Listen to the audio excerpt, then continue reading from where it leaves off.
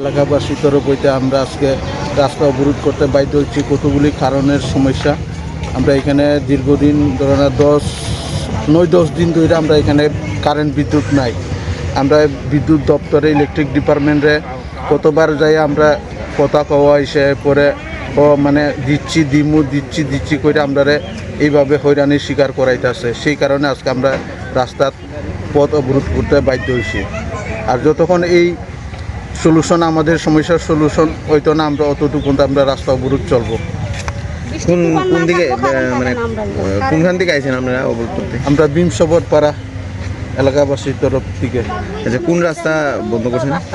এটা সালেমা আমবাসা কচুচড়া রাস্তা, এই 3 মুখ্য। আচ্ছা, এখন মানে কি চাইতেছেন আপনারা? আমাদের যে বিদ্যুতের সমস্যা, বিদ্যুতের কারণে আমরা জল পাইতেছি না, এই সমস্যার সলিউশন যাতে ইলেকট্রিক ডিপার্টমেন্ট সঠিকভাবে আমরা বিদ্যুৎ পরিষেবা দেই, এরপরে আমরা যাতে পানীয় জল সঠিকভাবে পাই, এইসব পাইলেই তারপরে আমাদের সমস্যার সমাধান হবে। এর আগে তো সমস্যার সমাধান হইতেছে না। আপনারা দপ্তরে জানাইছেন কিছু? জানানি হয়েছে। কি কইছে তারা? দিচ্ছি কই আমরা মানে পুতুল খেলার মতন খেলায় রাখছে অতদিন ধরে। অনেক সময় আইতাছি কইয়া একদিন 2 দিনই যায় না, এরপর আবার যায়, এইভাবে কইরা সারা বছর এইভাবে আমরা ভুগতাছি।